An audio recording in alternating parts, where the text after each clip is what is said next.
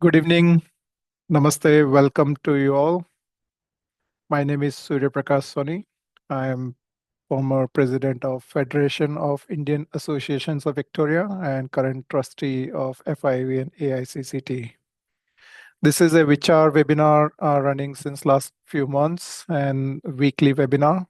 Objective of this webinar is to bring the local community members and in cases like today from international speakers to this webinar where we bring the talent in the community, in the diaspora, and we learn something out of them from their wisdom, from their experience, from their achievements. The main motive of this VICHAR webinar is that we need to make everybody comfortable and assure everybody that we can build new skill and talent at any time and age. And all we need is just a small direction from the experts or people who have crossed those lines, who have learned, who has achieved those things in life. Many times when we achieve some success, small or big, if we reflect back in time, we can say, I could have done it much better if I would have known this, or I could have done it much quicker if I would have known this. And this is the objective, that we want to share and exchange that knowledge among each other within the diaspora and wider community, so that everyone, as a human being, we can all develop and grow and support each other. With that note, I welcome our speaker, Bhavya Bansal, all the way from United States of America. And I also welcome Ruchi Bansal ji and Suneet Bansal ji, proud mom and dad, who would be introducing Bhavya today. We are very excited to hear you, Bhavya, today. Welcome. And I would request Ruchi ji to introduce yourself as a parent first, your small journey, and as a migrant to America, and then introduction to Bhavya, how you, as there is a saying in India, and that mother is first teacher to kids. So we want to hear all about it. Thank you, and over to you, Ruchi ji. Thank you, Suryaji. So first of all, good evening, India, good evening, Australia, and good morning to US. So my sincere thanks to Vishal Mehta ji to introduce us to Vichar weekly webinar. And thank you, Suryaji, for this wonderful opportunity. And I wanted to thank you and warm welcome to all our viewers. So, but before introducing, I just wanted to say I like and appreciate the idea of Vichar to provide the forum to the community and from the community where talent can freely move by direction.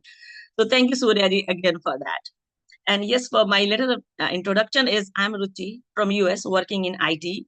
Around a couple of decades back, we were moved to US for our job and all that stuff. So 18 years back, Almighty chose me to introduce Bhavya to this amazing world by blessing us with a baby girl. And I would like to say, as we know in Indian community, girls are not that desirable. But for me and my husband, we want a baby girl. Like really, we want a baby girl only. And that's what God gave us. So thank you, God, for it. And thank you, Suryaji, again giving me this opportunity to introducing Bhavya to our small world of Vichar. And we didn't do anything different, as I say, as a parent. We just passed, both of us, we just passed our values to our child, what we have received from our parents. That's all I did it. And I'm lucky that my receiving aunt, which is Bhavya, is so good, so deserving, very humble, pure from heart. And I can see her applying those values in her life very gracefully. So that's why, like, my teaching and my passing on my values, like, okay, go through like with her. So and with Bhavya, like, one of her very main quality or one of her good quality is that she won't give up easily. As a child, like she is just 18 years old, but there are definitely few things when she gives up and he comes to crying when she was young to mom and dad, like this has happened, that happened, I don't want it to go through. But yes, she has been taught for failures, like they are not bad things. They always teach us some lesson before leaving to your life. So, and then if she still gives us, me and my husband are always there for supporting her. So that is her. And a small incident I wanted to share with you. That was she was around 3.5 years, and then she showed an interest of learning taekwondo. So, like in the starting, I said, "You are so young and at this age, but at 3.5 age, kids won't understand. Like, just wanted to learn, okay, learn. That's all. So then, okay, we got admitted her there, and then it's like around few years back, like 4.5 years back, like when she was 7.5 and all that, and she was saying, no, I don't want to do that. And she was almost like black belt holder, like she was just two belts behind that. So that time we make her understand. We gave her little, greedy rice. Okay, we give once we'll come back every day from our day. We'll give you ice creams and all that because she is a very tooth, like a sweet tooth girl. So okay, so somehow this happened, and then our support. Now she's a black belt of taekwondo. So this is a small incident I wanted to share with you. I wanted to also say that from childhood, she's very clear in her vision and adamant towards her goal and target. And sometimes if she's not like does not have an interest but she wants to do, and if she's there, she put her into head into it, and she generates her interest her somehow like that. So she's that type of personality. Bhavya shares a very close bonding with us, me and my husband, because we are a family of three. She's our only child, and she shares her daily life stuff. Like every day it happens. When she was in college, now she completed it in 2 years. So when she was in college, she like every day, like sometime twice in a day, thrice in a day, we gets her call. Is like, okay, mom, I did this is happening it, and it is happening this way, that way, what you say. So she shares her every like moment of her life with us. And the good thing is about that also, she's fond of taking our feedback. Sometimes if I'm quiet, my husband is speaking. Sometimes my husband is quiet. I'm asking, what, Papa, what you say? What, Mama, what you say about that? So this is all about her. So she is very fond of our feedback, what we say, and then she takes with that also. So yeah, if as a mom, I have keep listed on our qualities and things and about that, but I don't want to take more time. So yes, over to Bhavya now. Thank you so much, Soniji, again. Thank you so much, Ruchiji, for a very nice introduction. And thank you and welcome, Bhavya, and over to you. Thank you so much for having me today. Thank you to my mom for that wonderful introduction. I almost forgot about my little shenanigans in Taekwondo. And I'm so grateful that, they were able to pull me over that last bit of edge because I feel like, as a student and as a child, you have a lot of momentum sometimes and you might have things that you really want to do, but sometimes you just need that little push. And that's really where mentors, parents, things like that definitely come into the picture. And I'm extremely grateful for parents like my own. So today we are going to do a little presentation. And I'm going to go ahead and share my screen. I've prepared a little something just to talk a little bit about me and my experiences. So we'll do that. Um,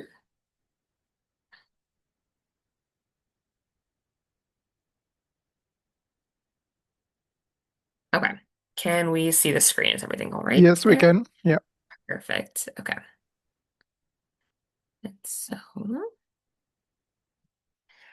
welcome everyone to this, webinar. Thank you so much for joining and spending time with hearing my story and listening to someone that you've never met before.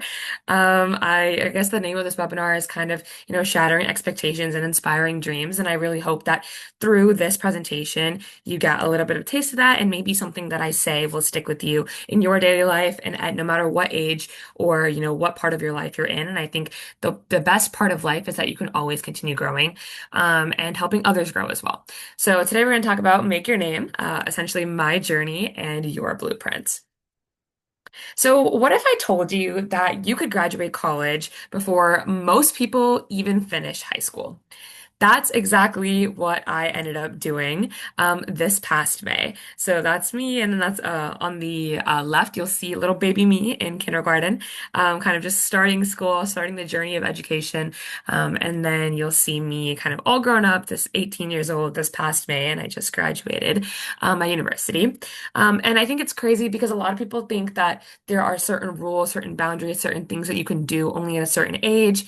But I really think that you can forge your own path and do what you want to do when you want to do it, in a certain range, of course. And so I'm going to tell you a bit more about how I was able to get to this point in my life and how I was able to get to this point so early in my career as well. So, in order for me to do that, I need to tell you guys a little bit about my background, my context, and my journey so that you can understand that it wasn't all sunshines and rainbows to get to this point. So let's start off with, the first thing we're going to start off that I decided to start off with was obviously my mom decided to start off with Taekwondo, which I completely forgot about that. So that's definitely something, like extracurriculars that I started out with. But somewhere that I want to start is just essentially in elementary school. Elementary school in the United States, if most people don't know, is from around like first grade to fifth grade, and sometimes kindergarten is included in that, but normally it's around first, fifth grade. So even starting first grade, I was enrolled in some accelerated programs that allowed me to kind of always keep challenging myself throughout my careers and just like let me, be around people who were also really, wanting to challenge themselves and wanting to be the best version of themselves just from the get-go. So I think that definitely, spearheaded the initial, trajectory of where I was headed. And then after that, I do want to mention, like I said, not everything was sunshine and rainbows. And so one specific challenge that I want to highlight, that I think is really different for a lot of people, that a lot of people don't really go through, is I had to change and go through various different elementary schools. Most people will go when they enroll in school, elementary school, middle school, high school, they try to stay at the same school for, the amount of time that, the grades that they offer there, whether you go to private school, public school, or whatever of that sort. But for me, just with, moving and things like that, and just with, being with my parents, I had to go to several different elementary schools and oftentimes complete several different grades at different schools. And the reason why this was a challenge, and I would like to, express that, is because whenever you go to a new place or meet new people or anything like that, no one really knows who you are. You have to kind of make a name for yourself whenever you go there and kind of showcase who you are, what you're capable of, why they should respect you, why they should talk to you, and kind of what do you have to offer to the table. And so I think being able to start at different places at a very young age allowed me to learn how to introduce myself, learn how to kind of set the stage for wherever I entered, and kind of showed me a lot of networking skills to be able to meet new people and make connections in a really fast-paced setting because I was constantly moving. So the next part of my journey was skipping fifth grade. This is kind of where the trajectory of doing things that really hadn't been done before or weren't that common started. I essentially went straight from fourth grade to sixth grade, which meant also jumping schools entirely, because like I said, elementary school is from first to fifth grade, and then middle school, if for our the United States program, is from sixth grade to eighth grade, which means that fifth grade is really that transition year when they first expect you to learn how to learn those networking skills, how to change places, how to get new teachers, how to, get that whole experience of changing environments. So I kind of essentially missed out on that, as you can say. I didn't really have that transition. I went straight from fourth grade to sixth grade. And it was definitely a challenge in and of itself as well, because a lot of the principals didn't really want to accept anyone because they didn't think that they were emotionally mature enough. But upon interviews and upon various levels of testing, the principals agreed to be able to help me with this transition, and that's how that ended up happening. And so now going through middle school and high school. Overall, there's lots of things that I did just unknowingly and intentionally throughout my years in middle school and high school. But one thing that I want to highlight is that I took advantage of as many opportunities as I could in middle school and high school that came towards me. And I think if you are on the path of, wanting to do, things in your life that set you apart or things in your life that make yourself proud, you really need to see and take advantage and take appeal to what is around you, because that is going to be the fuel to the fire. So yeah. And then on that same kind of note, constantly challenging myself. I really wanted to make sure that I knew who I was as a person, as a personality, and kind of what I was capable of, what I wanted to do, where I wanted to spend time, and why I wanted to do it. Because I feel like if you're doing all these things and you don't really know why you're doing it, or without, like, doing it without a purpose, sometimes that isn't as effective and you're not actually gaining as much as you could from that particular experience. So for me, especially in middle school and high school, I had a lot of transitioning moments in my life, just through social life, through academics, through sports, through just like family dynamics in general. Kind of how do I want to choose to respond to a situation? How do I want to present myself in a situation? And am I happy with the way that I'm going? So that was some things that I definitely kept in mind and that you'll also hear later on in this presentation a little bit more about. So the next thing that kind of I feel like started more, in middle school, and also in high school was looking for sports that I love. I was not someone who, played video games as much just because that was just something that didn't really interest me. But I loved being outdoors and I loved trying every sport possible. And from taekwondo to soccer to basketball to like pretty much any ground sport, and then overall, through the years, through swimming and other sports like wrestling, lacrosse, all these things. I tried out everything and just kind of saw what I enjoyed, what I liked doing. And I realized that in general, I just loved being outdoors, but I most importantly loved moving my body and doing those things. So starting like sixth grade, I joined swimming and I started doing that because I just absolutely loved the water. I think it was a great escape from being on Earth, essentially, kind of gave me a whole entire new environment. And what I like to call gave me a new perspective and a new place to think because, when you're in the water, you can't really talk to anyone. You're kind of focused in your own zone. And so that really definitely gave me some time to myself every single day to not only move my body and, compete in races at both regionals and state levels, but also just give me some time to myself as well.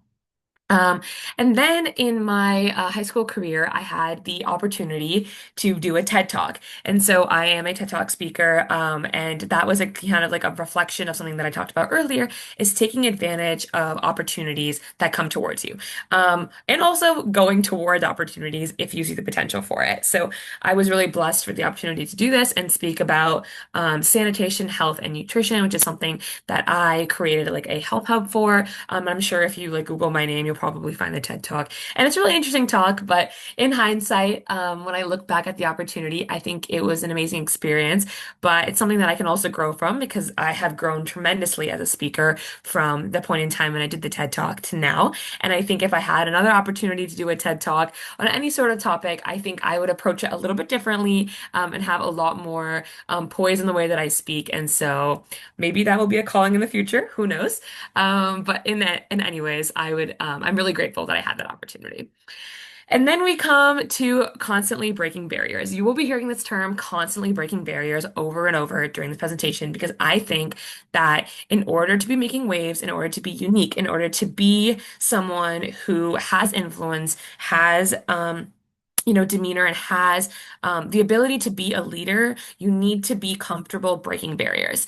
And so the first time that I can like really, really, envision myself and recall that I was breaking tremendous barriers, not only in skipping fifth grade, obviously, but ones that I saw were like sexual barriers, just things where, people are put up and pinned against each other for no absolute reason other than, just history. And so I was able to first time break this barrier when I became the first female wrestler at my school in Florida.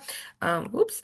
And I will just say it was a very eye-opening experience and one of the many times that I've experienced haters in my life, and just people who said, doubted you, who didn't believe in you, who thought you couldn't do it. And even just the start of my wrestling career began from guys being like, oh, I don't think you have what it takes to be a wrestler. Girls can't wrestle. Girls just don't have the ability to be able to do it. And I was just like, absolutely not. I think I can do it. And I think that I am going to put in every time, effort, and power it requires to be able to be successful at the sport. And so I went ahead and tried it. And it ended up, leading me to state competitions and, several news articles and just being able to inspire other women and become the captain of my team by the end of my senior year, which, our boys team never had a girls captain. So it was completely new. And then 2 years later, now when I go back to my school and I see what that wrestling team is doing, I see that there are 7 new girls on the wrestling team and there's a whole new girls section. So that's really what I strive to do and kind of, open doors for other people and other women and just other people in general that just because something has never been done before doesn't mean that it's impossible or that you can't do it. And so that's something that I really, is a value that I take with me wherever I go. Now let's talk about Make Your Name, which is like, the beginning of this presentation. I started this mentorship program, which is a completely student-oriented and student-led by me. I founded this program at the end of my senior year in college because I really wanted to be able to give student-to-student mentorship. I'm not going to give away too much about this program just yet because we'll talk about it a little bit later when you have a little bit more context, but that is kind of in the timeline where I started this program. Next, I graduated college as valedictorian at 16 years old, which, if you don't know, most people graduate high school. Sorry, I graduated high school as valedictorian at 16. And if you don't know, most people graduate high school in the United States at around 18 years old. Some will do, right before they turn 18 or when they're actually turning 19. That's kind of the range. But I graduated several years early, not only because I skipped fifth grade, but also just late birthdays and being able to be really competitive and meticulous with what and where I was spending my time and how I was letting that time pass.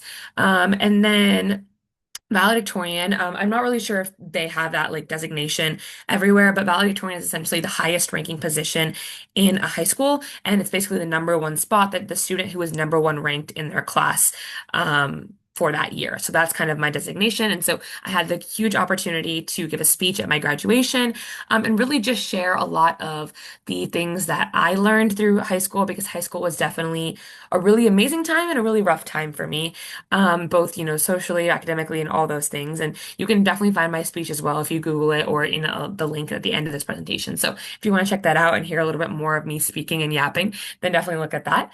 The last and final thing that I most recently have done that I would like to note in my journey is I graduated college with two 4-year college degrees in 2 years at the age of 18. I was able to complete two majors, which essentially those two degrees that normally and typically take 4 years. I was able to complete in two, and then I also completed two minors. My majors were in medical anthropology, and then I created my own major. And that's something a little bit unique and different. Again, like I said, breaking barriers. And the major that I created was called, it was an interdisciplinary major called Biology and Society. And then I also minored in biology and chemistry because at the end of the day, my long-term goal is to go into the healthcare field and become a doctor. So those were gonna, help me get there, but more in a well-rounded way. And yeah, so that's a little bit of my journey. But I do want to stress and say this, that this is a linear timeline. This essentially insinuates that my trajectory was straight and that there were no ups and downs. But like I mentioned, there were a lot of challenges, and that this journey is not always straightforward, easy, or without sacrifice.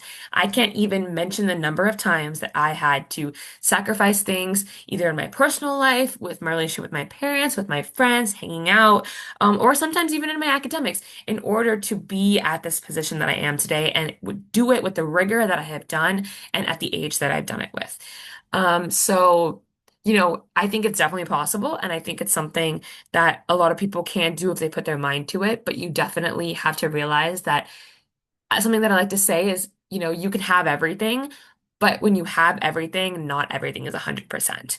And if you're okay with that and you know how to deal with that internally, and if that's a skill that you have realized in your personality that you are okay with, it's something that you can definitely do. And if it's something that you haven't realized yet, we can definitely help you find it as well. So, with that, you kind of have come here today to kind of learn a little bit more about me and kind of what I've learned through my journey, how I've gotten here as well. So I want to take a moment to talk about some of the larger lessons that I've learned. And this is kind of also an outline of what I'm going to be talking about in the rest of my presentation, just briefly, kind of like a table of content type of thing. But the first thing that I want to say is I believe that discipline is way more important than intelligence. You can be the smartest person in the room, but if that means that you don't show up every single day and you are not consistent with what you are doing and when you are doing it and intentional with what you are doing, it won't matter. It doesn't matter, because that talent is lost and wasted because you don't know how you're actually applying that to making yourself better every single day, because you're not going to be better overnight. The second thing that I want to talk about is that not everything goes according to plan. Like I said, there is a lot of sacrifice. It's not a straightforward trajectory sometimes, and you have to be able to be adaptable with whatever you're doing and know how to go with the flow.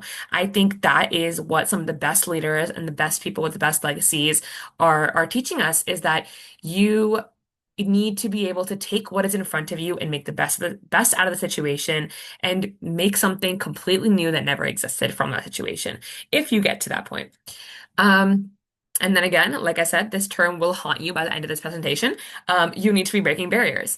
You need to be able to do things and not be afraid of obstacles that are being put in your path. Move past them and keep going forward.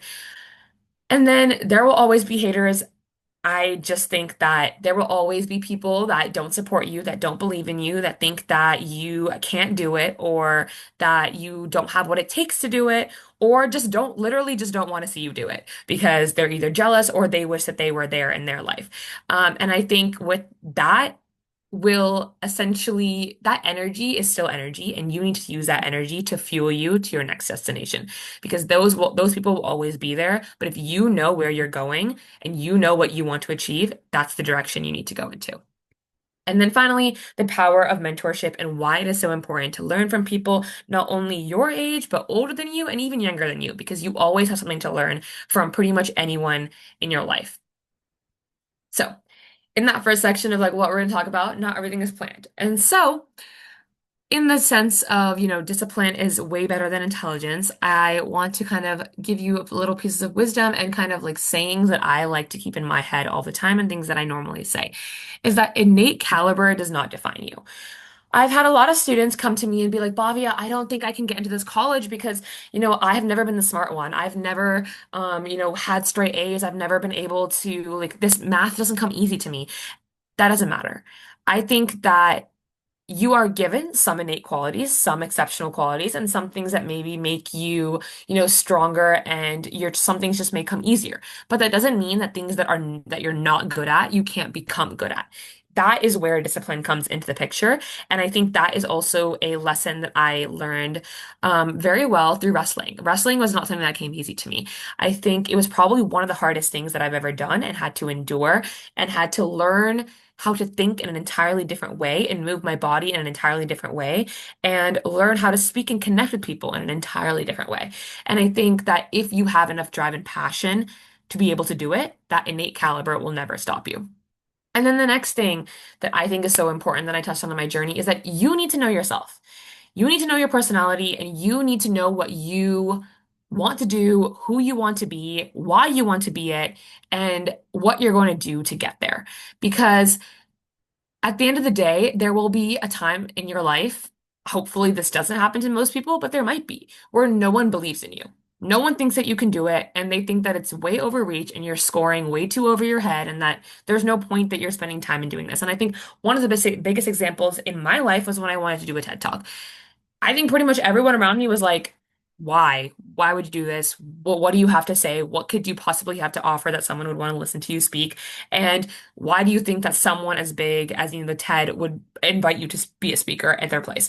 But I think when you know what you have to offer and you know how to sell yourself specifically, that is when you will realize that there are more opportunities in front of you than you will ever know.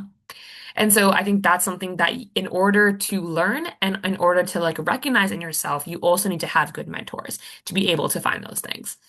And the next thing is investing your time in worthwhile activities.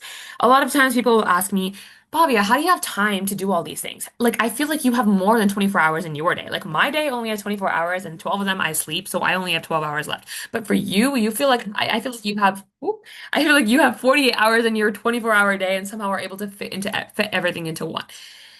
Yes and no. I think when you want to do things that you really enjoy and that you are passionate about, you make time for them.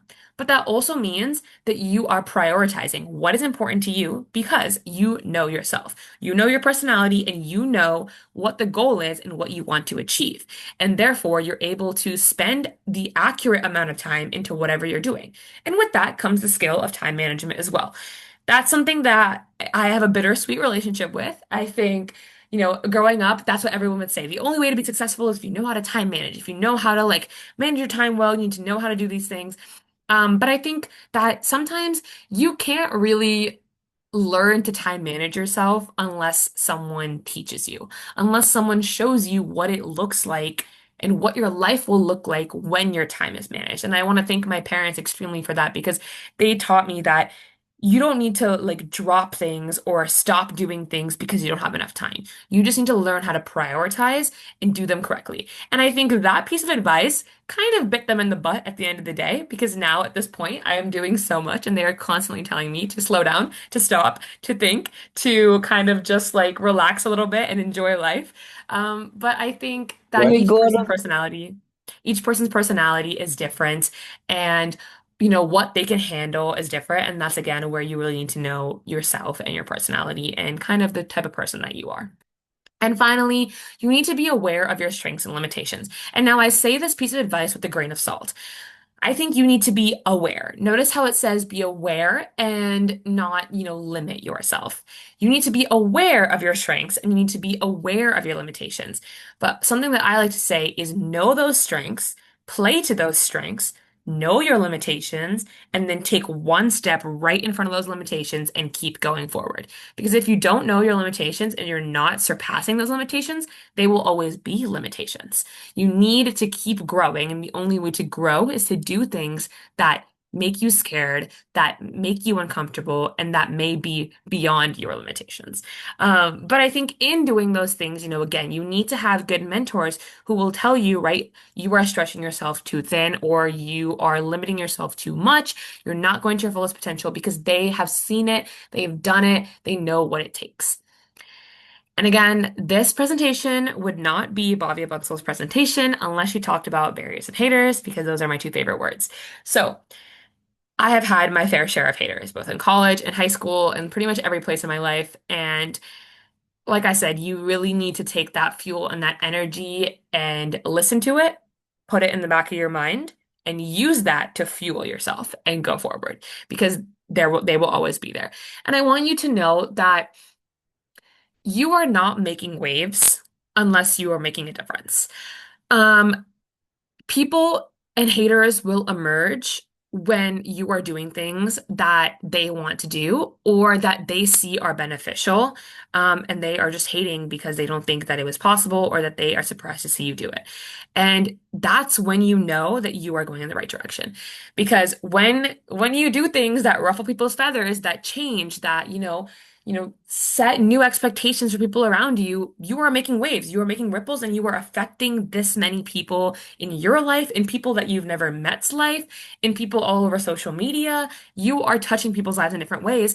And that also means that you're making difference. And that also means that you're going to be generating haters. So just know that and don't let that take you down. Let that fuel you. And then another thing is don't do things for the intention of being recognized. I think we see that a lot in our community specifically, but also just in general with people who are on the rise and are wanting to constantly do things. I think the things will only be successful if you truly have a passion for it and you can see yourself doing it, whether you get no recognition at all. Because that's when true, genuine joy, interest is generated. And I think being recognized, of course, it's a great thing and everyone loves it and everyone, loves being loved for the things that they're doing. But I think that you need to go into it for a reason of fulfilling your purpose and your why rather than the intention of being recognized. Because if you go into it with the intention of being recognized, more often than not, you're not going to reach your goal. You're going to give up. You're not going to get there. Or when you get there, you're not going to be fulfilled in the way that you thought you were going to be fulfilled. And then finally, I'm not going to say this too much because I've already said it multiple times, but you have to believe in yourself when everyone else around you doesn't. Because I want to say one thing. 24 hours in a day, 7 days a week, 365 days a year, the only person that is with you every single waking moment and sleeping moment of your life is you. You know yourself best, you know what you're capable of, and you need to believe in yourself because not everyone knows every single struggle that you're going through. Sometimes even your parents don't know all the struggles. Sometimes even your siblings don't know all the struggles. Sometimes no one around you knows all the struggles. But you know what you're going through, so believe in yourself and know your caliber. Okay, let's talk now about the power of mentorship. So I got into mentorship, like I said, at the end of my senior year in college. And honestly, before that, I was also just constantly helping people in my class and just like, showing up for people when I could and where I can. And the reason why I think mentorship is so powerful and something that I wanted to get into since I was younger and just in general. And I think one of the first jobs that I, said that I wanted to do in like kindergarten, I think was obviously doctor. I think I've always just had a passion for that. I think I have the little sign in kindergarten where place where the teacher asked, "What do you want to be when you grow up?" And I literally wrote neurosurgeon on that piece of paper. And I don't know where or how I got that word in my brain, but I was able to write that down. And I think now in hindsight, I don't know if I would want to be a neurosurgeon, but I definitely do think I want to go into the medical field, and we'll see kind of where that ends up.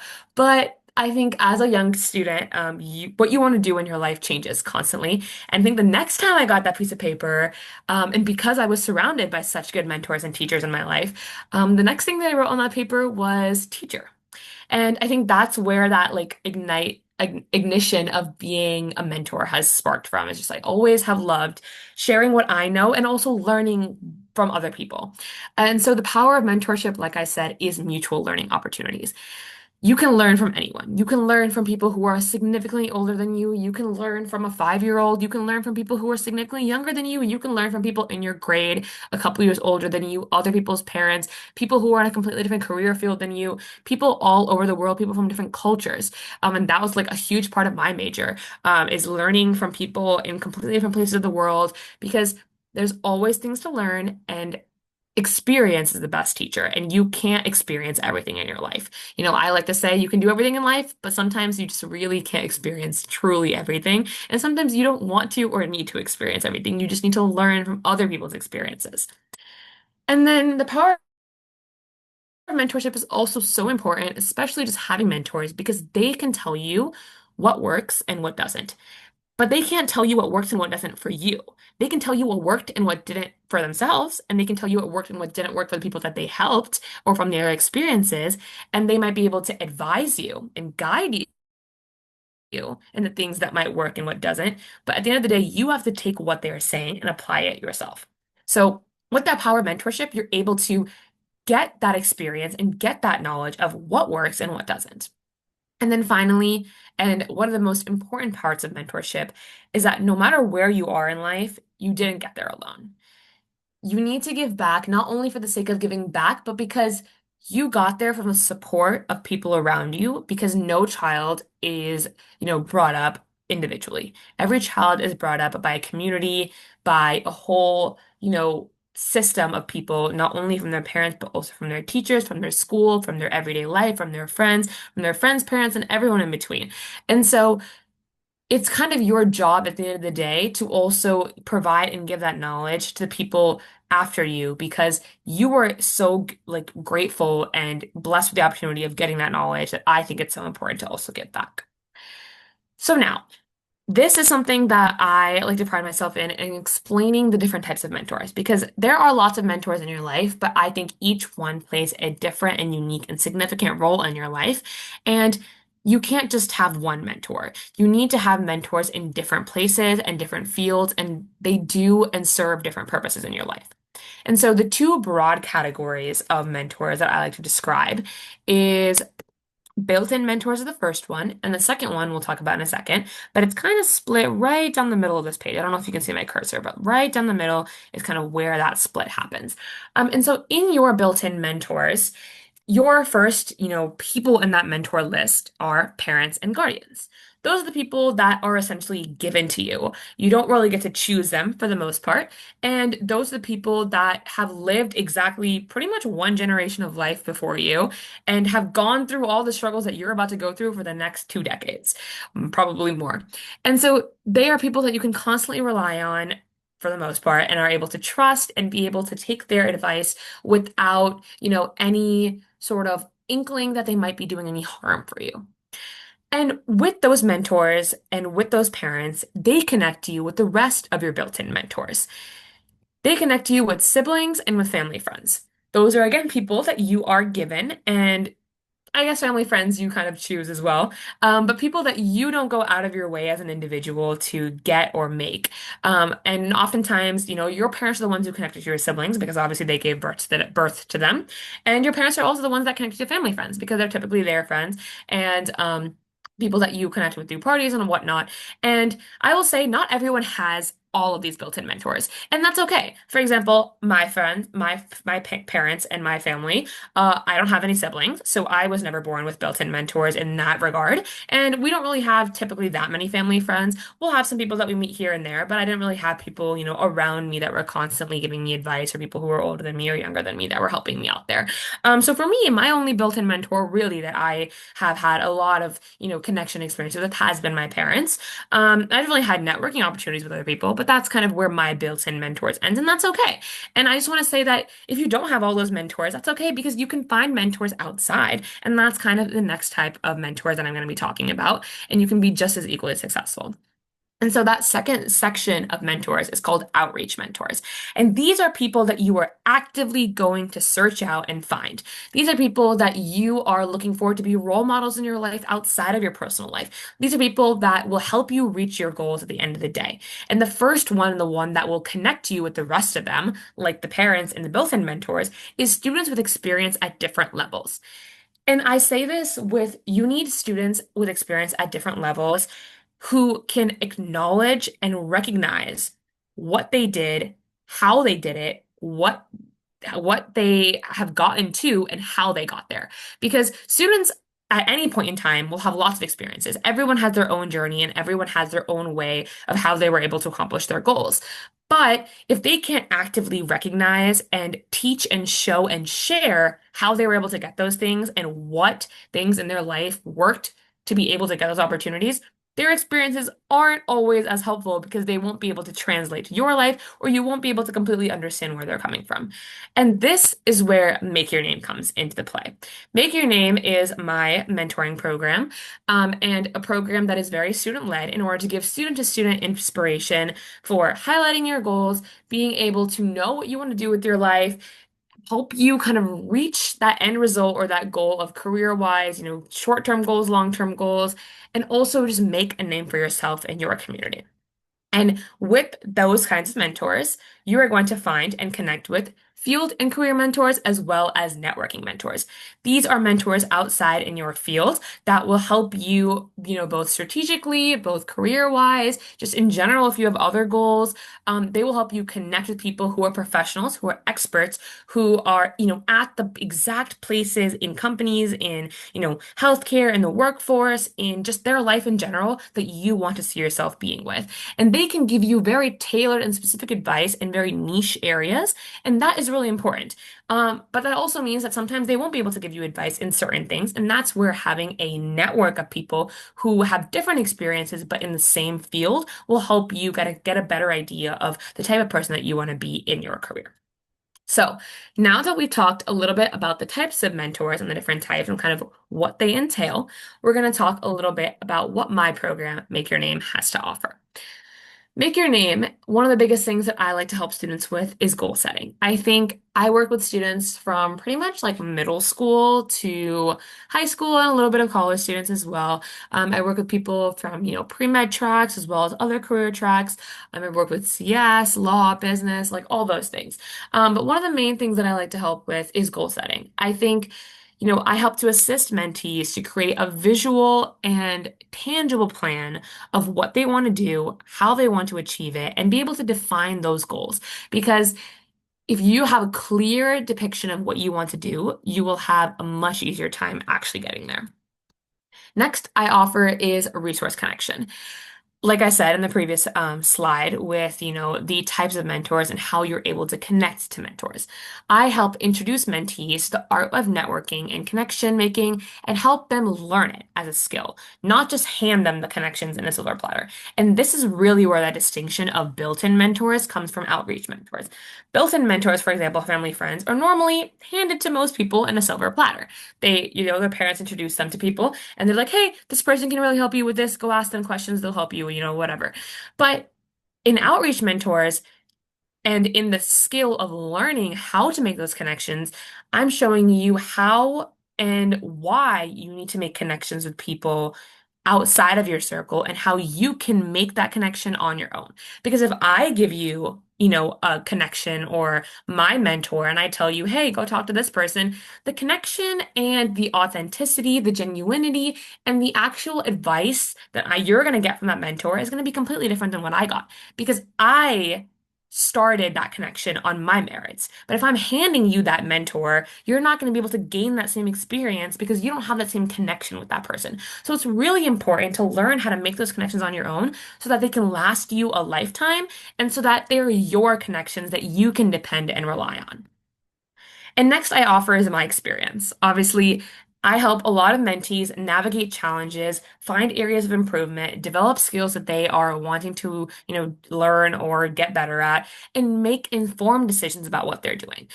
I think, having students at various levels of experience helps you kind of see those pitfalls and catch them early. An analogy that I like to explain is that when you have students and you ask them a question about a particular topic, let's say you're asking them a question about a particular exam. 2 years before they take that exam, you ask them advice about it, they're going to tell you something. They're probably going to say, oh, yeah, like I'm studying for it, it's fine, it's going good, it's whatever. If you ask a student literally, a month before their exam or a couple weeks before their exam, their advice and their experience is going to be completely different. They're going to be panicking, probably studying a lot, really stressed, doing a lot of work, putting a lot of effort, and telling you how difficult it is. And then if you ask that same student 2 years ago how they were able to do what they did before, they'll probably say, oh yeah, it was easy. It was fine. I just put in the hard work. I dedicated myself. I was passionate, all that, yada, yada, yada. And it was fine.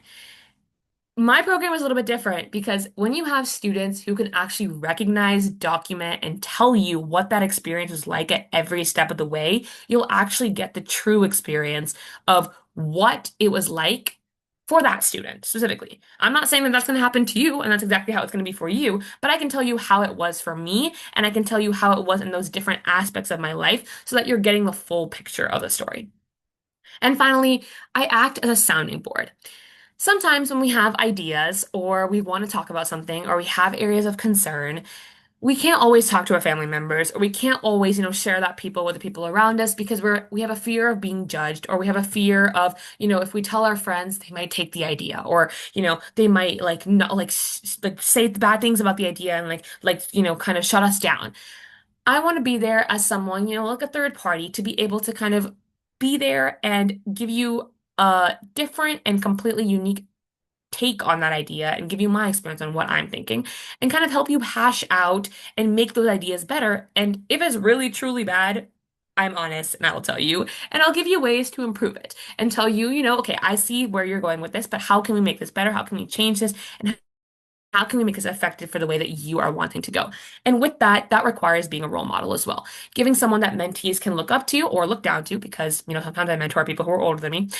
So kind of giving someone who they are able to use as a stepping stool to get to the next place in their career and really, fall back on when they're facing setbacks. And so I want to talk a little bit about the successes that I've had. So oftentimes a lot of people measure success with college acceptances, program acceptances and things like that. So that's kind of what I've displayed for you here today. But I do a lot of things as well because I'm not only just working with seniors going into college, but here are just some of the schools and the programs that I have, gotten into, as well as my 2 classes of mentees that I've previously worked with that I've recently graduated and are going to college. A lot of these names, I'm not quite sure if they would be super familiar because they are really big colleges, in the United States, but I'm not really sure how that translates to other parts of the world. But I do want to just mention one thing is BSMD programs are a really unique type of application and college experience that are essentially more competitive than a lot of Ivy League schools. I'm sure a lot of people know of the schools, Harvard, Princeton, Yale, Stanford, all those big name schools. And a lot of their acceptance rates are, I would say, like between 5 and 3%-ish, maybe sometimes even 2% for some of these schools. BSMD programs are entirely unique because their acceptance rates are 0.1%. And I'm sure so many people on this call can relate to that, especially in Australia and India, where the competition of students and getting into these competitive schools, even in India, is that cutthroat. So kind of compare those acceptances to that terminology in your mind and your experiences that you've had. And so I've had not only myself get into several BSMD programs, but also a lot of my students get into some of the most competitive BSMD programs. So that's a little bit of a scale of what I have accomplished and what I've done with not only myself, but also what I've helped my mentees accomplish as well in these past few years. But yeah, that's pretty much what I have for you today. This is my Instagram. I do a lot of kind of DMs and stuff if you have questions, and then my email address if that's something that you prefer. And then my link tree is there, which has my Make Your Name sign up sheet as well as the speech that I was talking about and some other fun things. But yeah, thank you so much for listening to me yap and talk. And I think I'm gonna open it back up to Mr. Soni and if you have any questions. Oh my God, what an amazing presentation. And it's like so compressed, so much to absorb and reflect. I think I'll be watching this video at least twice in a slow motion and and absorb all those amazing facts and experiences you have shared in so young age. So proud of you. So thank you so much for Thank presenting you. this and bringing this knowledge and wisdom to this wider audience here. I would briefly let audience speak because this is amazing. Thank you. Neeraj and then Rahulji. Yeah, is that? Yeah, Rahulji, over to you. Yeah. Okay, I think Bhavya, excellent presentation, excellent. I'm very much really thrilled to see your mentorship dedication. My question is, what you do when you were down? Like where you mentioned that about you when you have when you are down and how you are supporting yourself. I think, thank you for the question, by the way. And I think it's a really important question, and something that I know I definitely talk about a lot. I, my answer will surprise you. I go cry to my parents. Because I think my parents are someone who have taught me from the ground up how to pick myself up. And I think now, being more mature, being older, I still definitely still go do that sometimes when I really get hurt.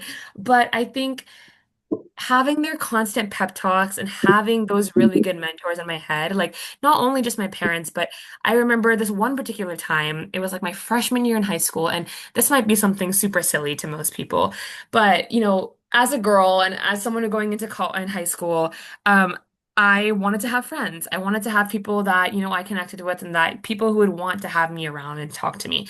And, in my ninth grade year, I felt as though I didn't really have any friends and I was kind of always feeling left out and that nobody really wanted to talk to me. And I had this amazing teacher, and he was my actually biomedical professor in high school. And he would invite me to his classroom early. So in the morning, like our classes started around 9 a.m. But most students would get to school at 8:30 a.m. And we would just kind of sit and talk in this like huge area while all the students would gather together. We would talk for like half an hour and then we would all go to our class when the bell rang.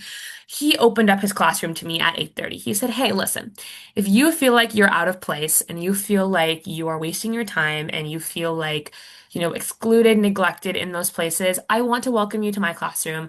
And know that it is a place where you are always welcome and you were always able to talk." And he offered me some great advice in those sessions in the morning. It wasn't even a session, really. It was like an unintentional mentorship. And basically, I would go into the classroom because I really just did not want to be out there with all the kids sometimes. And I would go in there and I would just do my work a little bit, get some stuff done, talk to him a little bit. He would ask me about, what happened yesterday at school, how was it going? And he would tell me, "Listen, Bhavya, like sometimes people will butt heads with you or, won't talk to you because they don't know how to talk to you. Sometimes they're intimidated." And I think hearing different perspectives and different pieces of advice, and sometimes, that advice can sound entitled, that can sound cocky, and it can sound like things that, you might not want to see yourself as, but sometimes you need those things that will kind of help you understand that you're not the problem and that there's so many better things that are open for you in life. And so I think hearing those pieces of advice from other people and getting that mentorship has really helped me pick myself up. And then also spending time with family and getting back to my core and my roots always helps me ground myself. And I think that I realized that I know what I'm doing, I know my why, and I know how and why I'm doing the things that I'm doing. And I don't need to validate anyone else's emotions, anyone else's hatred in order to get to where I want to go. So those are two of the answers that I want to say. That's all I can think of right now. But Thank you so yeah. much. Yeah. Thank Thank you, Rahulji, and welcome, Vishal Mehta And I would jump to Arjun and Rahul Agrawal So Arjun. Yeah. my question is that if you have like lots of things going on at school, how can you like focus your mind on one thing, like one piece of work to do? I think that's a really good question. So normally what I do and what I suggest a lot of students that I work with to do is that back to the idea of prioritizing. You can have a lot of things to do, but it's most important to be organized. And I will say I'm not one of the most organized people ever, so do take what I say with a grain of salt. But being organized in a way where it doesn't have to be organized to everyone else, but organized to when your deadlines are, what you need to do, what is most important. And again, to that time management, a skill that I kind of learned overall is how to time manage myself in chunks. And that's different for every student and how you're going to approach it. But something that really worked for me is I would plan out my day and schedule certain time frames for each activity that I wanted to do. And when I scheduled that time, I set myself to, okay, I have 1 hour to finish this. And I would try my very best to finish it. If I wasn't able to finish it, I would say, okay, listen, I'm going to come back to this and finish it a little bit later. And if it was something that was really high priority, I'd be like, okay, I have to extend this about 15, 20 minutes, maybe 30 minutes, maybe a couple hours, because I like really undershot how long this would take and finish it then and there. And I think being able to block out certain amounts of time to get things done made me able to focus on one thing at a time and give my 100, 110% into whatever I was doing at that moment. That way I wasn't stressing about, oh my God, I have 100 things to do. Like, how am I going to finish everything? Because everything is written down in front of me. And so that's why it's really important to, set those goals and also know your priorities. Got a question as well, Bhavya. First of all, congratulations and truly inspiring. I mean, if not anything, you can also be a really good, the life coach as well with all your experiences. So really Thank you. good job done. Very inspiring.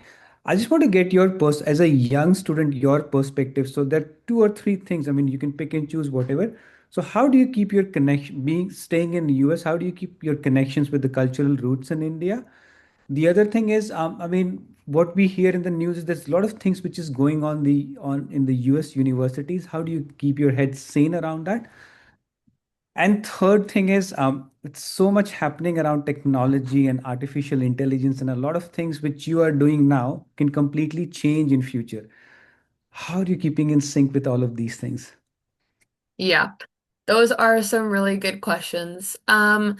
So I'm gonna go backwards. I might need you to remind me some questions of what you said in the beginning, but I'm gonna go backwards and answer that. So with AI and changing things in the US, I think there's a lot of things that are always constantly changing. And at the end of the day, those are just either barriers being broken or barriers being put up for you.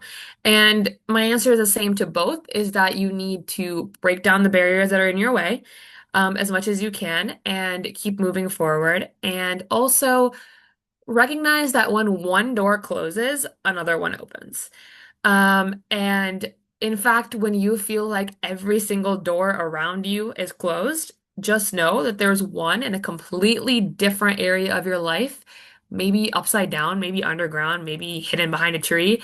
There is a door. You just need to find it and you need to want it enough to get there. And I think with that, power of mentorship and keeping up with AI and all of these things, it's definitely important, and you need to pick and choose your battles because you can't do everything and you can't be excelling at everything. But you need to pick, in areas that you want to grow and as you want to mature as you get older, right? I'm still 18, so I'm still getting there in my life. You need to be okay and realize that you can't be good at everything sometimes. You can be mediocre and you can know and have experience, but that doesn't mean you have to be the expert. And that's why there's so many experts in different places because they're there to help you and to learn and to get those experiences when you need them.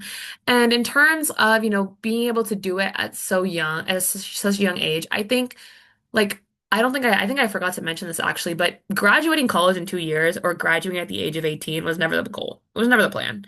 It kind of just happened. It was unintentional, it was unexpected, and as it came, I just took the opportunity as it came. And I think that's another, like ode towards um it's an ode towards the fact that not everything is expected and that you need to roll with the punches and take what comes to you and just keep moving forward and make the best out of the opportunities because when the opportunities come, sometimes they're once in a lifetime, and so you just have to take them and keep going. But yeah, hopefully I answered most of your questions. Thank you. Thank you so much, Neeraj. I think he left, but on a lighter note, all I could see in you is a reflection of young Sheldon, but You are way more social. Uh, Thank so, you. very good presentation. And I had one question around what was the impact of changing school? Usually, was it an intrinsic talent you had to adapt to the change, or did you get some support in terms of how did you manage your emotions when you were a child and changing school way more often? Yeah, so I think changing schools, it wasn't really an intrinsic, I would say. Like, I feel like that's not really an intrinsic skill that you're like born with. You kind of are like put in those situations and then you're like, go, have fun, figure it out. So it wasn't anything like I knew how to do it. I think being in that situation multiple times and just being a more, I think, like I guess the intrinsic part of it is being more of a social person in general. And I was able to be that social person because of the way that my parents brought me up and, constantly having conversations with me, telling me that, my voice is important, that I should speak up when I want things like that. So I think in general, I was able to be intrinsically, extroverted, which definitely helped. In terms of like resources, I can't really recall off the top of my head. Obviously, I was a lot younger. If there were any like resources from the schools or things like that, that might have helped me. But I think I will say have been a lot of challenges, and I'm sure when I was little, I had days where I came home and felt the exact same way that I did in high school, where I felt like I had no friends and no one was talking to me. That definitely could have happened. I just don't really recall that as much. But I think at such a young age is a little bit different because with the students and with the kids, everyone is so young that like, no one's going to stay mad at you for like for a year or 2 years. Like it's not like it's not a feud or anything. So it's just like a one day type of thing and it's like over. But I think I also had really amazing teachers in elementary school that definitely helped with the transition. And then the ones that I remember and like really difficult transitions that I remember was like especially from fourth grade to sixth grade, having, skipping fifth grade. Um, I had a lot of or not professors, teachers check on me, and I was really close with my principal, both in well, actually all in elementary school, in middle school and in high school, and actually in college. Like I'm still friends with the president of our university. So I think I've always just been like more inclined to speak up when I need something or speak up when I need help or something like that. And also just been connected with some higher ups in general, just because of, when you switch schools, you obviously have to go talk to administration, things like that. So I've always really had a connection with any sort of like higher ups. So I was really able to facilitate my, transition and things like that. And if I ever fell down, they were there to help pick me up if I needed it. Yep, thank you. And if I can ask quickly, if anybody else want to ask question, raise your hand. And I'll quickly ask one more question is that how do you approach trust between mentor and mentee? Where you said that if you approach different people at different times of their journey and they may respond to you differently. And as also you said that if you approach a mentor in a genuine, your own connection, then it will be good for you. But how do you evaluate or build that trust to know precisely that this is the right mentee or mentor you're getting there? That's a really, really good question. I think you will kind of know. That might be a not so great answer, but I think in terms of trust, that is developed over time, right? Trust is not going to come overnight. And even with my mentors, it definitely took years, like months, years to get there. But I think the likelihood of the connection being genuine, being strong, and being beneficial to you, most likely, is your authenticity in that conversation. Because it's extremely clear to people, to everyone that you speak with, when you're doing something for what intention for the most part. And you can even see this in college applications. Like it's pretty obvious when someone else wrote your essay. It's pretty obvious when someone else is helping you do things, like professional people are helping you do things. And it's pretty clear when you are just saying things to say things, not because you actually own them and because you feel that way about something. And I think that is what has helped me have really strong mentors that I can trust, is because they saw that authenticity in me. And maybe in the beginning, and honestly, maybe it wasn't that authentic, and maybe they weren't telling me the truth in some situations. But over time, as they saw my dedication, my perseverance, my, always coming back and being dependable, being like relatable, and being someone who is authentic, they were able to open up their true selves to me, at least from what I can understand. And I also think that it's important to evaluate those experiences with people that you trust. So a lot of times my mentors in the beginning, when I first met them, I would go home and tell my parents about it, and be like, hey, like today I met this person, and this is like kind of what they were talking to me about. And using their experiences, I was also able to evaluate kind of like where I was coming from. Do I need to proceed with caution? How do I go about, fulfilling and fostering this connection?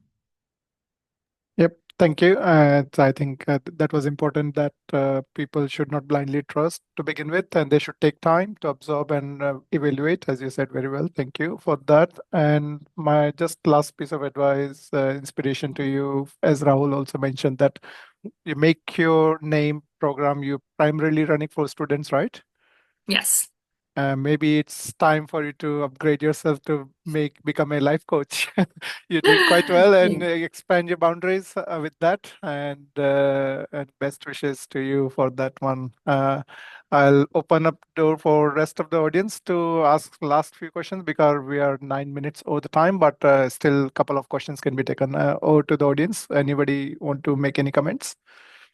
Unmute yourself and ask the question.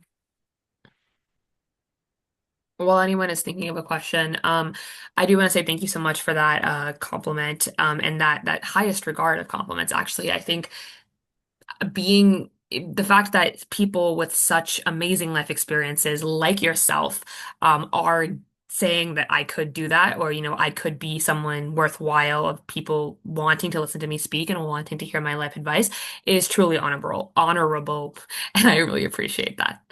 Thank you. Okay, I do And see I'm a question in the chat, right? And I'm Um, very conscious. Yep, question from Shilpi. Yep. yes. Do you think that if a child doesn't have social adaptability or not able to always open up to mentors or teachers, do you think this could be a barrier for career growth? Um, I think that not every child is socially adaptable, and that's okay. I think that you can be an introvert, you can be an extrovert, or you can be an ambivert, but you need to know yourself. You need to know how to sell yourself, and that is a skill that doesn't matter if you're socially adaptable or not, that you need to learn in life in general. And could it be a barrier? Potentially, but like I said, you always have to break barriers. So if that's a barrier that you can recognize and you need to start breaking it down as early as you possibly can. But yeah. Yep. Very conscious that it's a very early morning in middle of the week. Your parents may have to go to work or anybody else. Vishal Mehtaji, welcome. Thank you for making this connection. Maybe you want to make few quick comments, Vishal Mehtaji. You're on mute. But if there's any other question from anybody else, yep, over to Vishal Yeah, Mehtaji. sorry. Just Thanks, sorry. Bhavya, for making this session happen, and Surya for organizing this. Obviously, Bhavya is inspiration for a lot of people in the US, in Tampa especially, and she's well recognized within the Rajasthani community for her achievements so far. In fact, she's looked upon by a lot of people. In fact, last week in the entire community was um, very happy for her achievement, and I thank her for taking the time to be part of this podcast. And thanks, Surya, for organizing this. Thank you, Vishalji. Rahulji, you were saying something. Yeah. Yeah, well, my last question was asked. I think excellent mentorship program. Can you please tell me what is the size of your mentorship program? Like what you were saying, a lot of students break the barrier and going to Yale and prestigious universities. Like, how popular is your mentorship program, and is it a commercial program? Yeah, so it is a commercial program. It's something that is a service that I do. In the previous times it used to be freer, but just because of the, my time constraints and me being a student go working towards the Mhm. medical field and medical school. I need to put a little bit of value on my time as well. But in terms of sizing, if you check out the link, actually, that's like on the screen, the link tree, it has a sign Mhm. up place if you are interested, and also has some links to other news articles and press releases that I've had. And in that, you'll find that in the past like 2 years, I've helped over 150 students in various aspects from college applications, but also just in general. My program is really different, and I speak more about it during my welcome calls when I talk with students. But it's very tailored to whatever you need help with and whatever you are looking for. One section and one portion of it is college applications, and the range and the amount of students that I take per year kind of fluctuates depending on my availability, my time, and also there's different cohorts of students. For example, students that I take over, years worth of times, as well as, immediate students who just need help like a week or two before applications are due. So it's kind of variable, but kind of to give you a scale, like I said, I've helped over 150 students just in these past 2 years. Thank you very And then much. Thank you. yeah, of course. And then someone mentioned another quick question in the chat. Can you please share some tips on staying focused and not get distracted? I think that blocking and that priority aspect that I was answering someone else's question about is really important. That will help students stay focused. And then also, once you have clear visual goals and you know what you're working towards, oftentimes students are automatically more inclined to be able to stay focused and not get distracted because they know what they're working towards and why they're working towards it because they truly want it. So helping students realize what their goals are and why they want to do it is so, so important. Yep. Thank you so much. I'm very conscious of time and so proud to have you on this webinar, and we'll be definitely watching it a few times, listening to all, watching all your presentations. For all the audience, I've shared this Linktree link for Bhavya in the promotion material as well, and I'll be sharing it with the summary post as well. So watch out for that link and connect with her. Share this link to your friends and family in US. And as we inspire you, Bhavya, we'll look forward to hear more bigger program coming up in few months or years or whenever you're ready. We'd like to subscribe to your bigger program of life coaching as well. And with Thank that you very note, much. Yeah. thank you, Bhavya. I thank your proud parents, Ruchi ji and Suneet ji, for joining and presenting you. And also thank you, Vishal Mehta for introducing Bhavya to us. And now you're very famous in Australia as well, and your boundaries are much bigger. And so all the best, and thank you so much once again. And thank you all the audience. Those who are watching it on YouTube, please like and subscribe. Share these posts to wider audience so that we can support and learn from each other. If there's any speaker from your network who could be a presenter into this VICHAR webinar, please recommend, and we'd look forward to learn more from many such excellent speakers in our community. With that note, thank you everyone, and have a great evening and good night and good day for you, Bhavya, there. Thank you, Surya. Thank you. All right, take care. Bye.